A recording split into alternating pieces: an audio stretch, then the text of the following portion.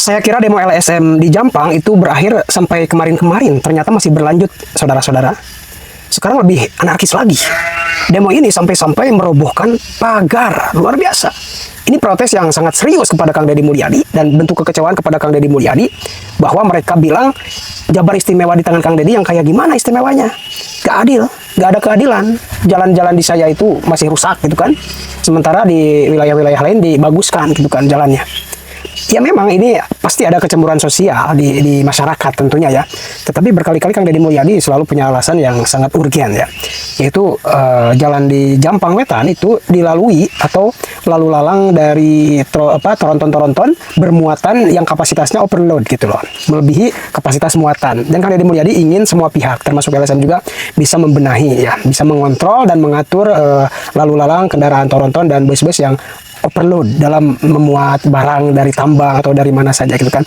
Nah, ini semakin seru saja, mari kita saksikan pada video berikut ini, cekidot.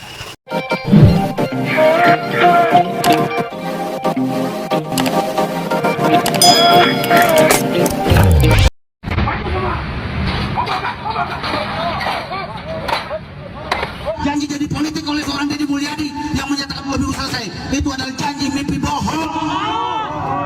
Wadul demi konten. Tersebut kami alihkan ke jalan-jalan provinsi lain. Waalaikumsalam warahmatullahi wabarakatuh. Menanggapi pernyataan Pak Gubernur Bapak Deddy Mulyadi bahwasanya anggaran buat jalan provinsi dari Lengkong sampai ke Kiara 2 dialihkan buat jalan-jalan provinsi yang ada di Kabupaten Sukabumi gitu saurna teh nya. Baru-baru ini, sekelompok LSM mendemo Kang Deddy Mulyadi dengan alasan jalan provinsi yang tak kunjung diperbaiki. Namun Kang Deddy Mulyadi memberikan jawaban yang setimpal. Mari kita saksikan. Pada akang-akang yang meluapkan kekecewaan dan kemarahan akibat jalan Jampang Tengah Kiara 2 dalam keadaan rusak. Dan saya tegaskan bahwa anggaran untuk alokasi jalan tersebut kami alihkan ke jalan-jalan provinsi lain di wilayah Kabupaten Sukabumi. Sehingga ruas jalan yang lain tahun ini saya nyatakan 99% dalam keadaan baik setelah nanti proyeknya berjalan. Ruas jalan tersebut kami alihkan kenapa? Karena tiap hari dilewati truk-truk Toronton, Sumbu 3, overload. Sehingga kalau kami membangun jalan tersebut dengan nilai kontrak 68 miliar, tidak ada artinya sama dengan buang garam ke laut. Karena mungkin dalam waktu 5 bulan, 6 bulan akan hancur lagi. Sehingga solusinya kita ingin benahi dulu truk overloadnya, baru kita akan bangun jalannya. Untuk itu saya ucapkan terima kasih. Akang sudah menyampaikan kemarahan dan kekecewaannya, kami dapat memahaminya. Tetapi kami ingin anggaran negara ini tepat sasaran, sesuai dengan kebutuhan, dinikmati oleh banyak orang. Bukan hanya dinikmati oleh para pengusaha dan transporter saja. Bukan hanya dinikmati oleh para pengusaha dan transporter saja. Bukan hanya dinikmati oleh para pengusaha dan transporter saja. Salah satu kalimat Kang Deddy Mulyadi yang perlu kita highlight adalah membiayai jalan tersebut sama dengan membuang garam di laut. Mengapa perkataan dan langkah itu diambil oleh Kang Deddy Mulyadi? Karena teman-teman perlu ketahui bagaimana sulitnya memimpin Jawa Barat yang heterogen, masyarakatnya sangat banyak dan sangat luas. Kang Deddy Mulyadi memimpin masyarakat di Jawa Barat itu dengan 54 juta jiwa. Bayangkan, dalam satu keluarga saja yang biasa hanya punya 2 anak selalu berlawanan ideologi, apalagi dengan 54 juta jiwa.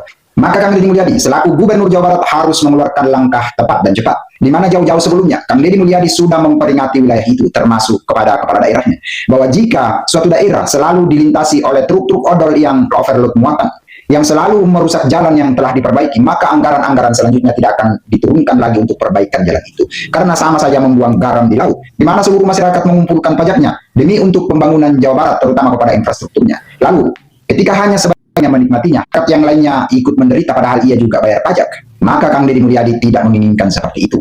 Kita ketahui bersama bahwa di beberapa bulan yang lalu, ketika beberapa tambang ilegal di Parung Panjang itu ditutup oleh Kang Deddy Mulyadi, dan truk-truk odol dilarang keras melewati jalan Parung Panjang sebelum betul-betul diperbaiki. Dan setelah diperbaiki pun harus dengan sesuai kir-kir mobil yang telah berlaku. Tidak boleh lagi muatannya overload. Maka Maka kita ketahui bersama, para sopir-sopir mobil truk besar itu turun ke lembur Pakuan.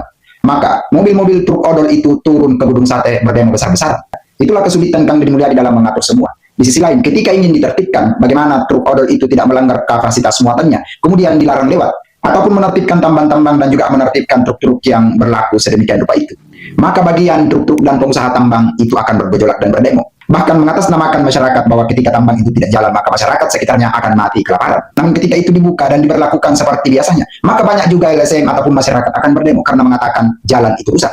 Padahal jalan itu telah menelan anggaran sebanyak-banyaknya untuk diperbaiki. Jadi masalah ini menjadi buah si malakama. Diperbaiki juga akan merugikan masyarakat karena akan membuang-buang anggaran yang percuma. Tidak diperbaiki juga akan masyarakat marah besar karena jalanannya butut dan berlubang. Maka Kang Deddy Mulyadi dengan ketegasannya mengambil langkah yang jelas dan tegas dan mengatakan kepada seluruh kepala daerah yang ada di Jawa Barat bahwa semua pemerintah daerah, bupati maupun wali kota yang tidak bisa menertibkan truk-truk odol itu dan tidak bisa menertibkan tambang-tambang ilegal, maka setiap jalan yang dilewati truk itu yang over kapasitas tidak akan diberikan lagi untuk rekonstruksi jalan atau dana untuk memperbaiki jalan itu. Dan saya kira ini adalah langkah yang cerdas dan jelas dari Kang Deddy Mulyadi. Karena sesungguhnya daerah itu adalah otonomi daerah bagi kepala daerahnya masing-masing yang tidak bisa mengatur masyarakatnya, maka bisa saja terhambat pembangunan jalannya. Karena Kang Deddy Mulyadi tidak menginginkan masyarakatnya bayar pajak dengan begitu tertib, yang kemudian uang pajak itu terbuang percuma dan tidak merata dirasakan oleh seluruh masyarakat Jawa Barat. Yang pada intinya, Kang Deddy Mulyadi menginginkan pembangunan infrastruktur jalan itu digunakan dan bermanfaat bagi masyarakat secara menyeluruh. Inilah yang disebut dalam Pancasila keadilan sosial bagi seluruh rakyat Indonesia atau bagi seluruh masyarakat Jawa Barat. Thanks for watching this video. Success for you all and see you talk. Wassalamualaikum warahmatullahi wabarakatuh. Assalamualaikum warahmatullahi wabarakatuh. Sampurasun. Abdi si peci merah ti Jampang bade nanggapi tanggapan Bapak Aing, Bapak Gubernur Jawa Barat anu berkaitan aksi demo warga masyarakat Pajampangan masalah jalan butut, jalan provinsi anu ti Lengkong dugi ka Kiara 2 anu sakedah nama eta teh tos rengse. Nah ayeuna jalan tersebut teh mungkin rusak terbengkalai. Alasan Bapak kunaon anggaran teu diturunkeun, jalan teu dibangun. Sabab ibarat micen uyah ka laut, eueuh manfaatna eueuh gunana, da jalan dibangun oge gancang rusak akibat kendaraan-kendaraan anu overload. Kebijakan jeung kewenangan eta aya di Bapak. Bapak kan selaku pemimpin, selaku gubernur di Jawa Barat. Apakah Bapak tewantun nyetop kendaraan-kendaraan anu memang kapasitasnya overload? Jalan provinsi kekuatannya 8 ton.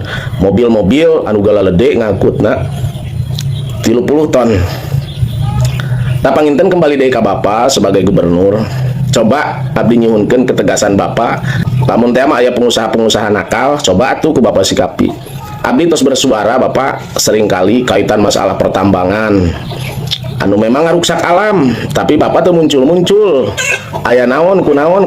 Apakah Bapak sieun? Hainggakeun Bapak teh aya muncul.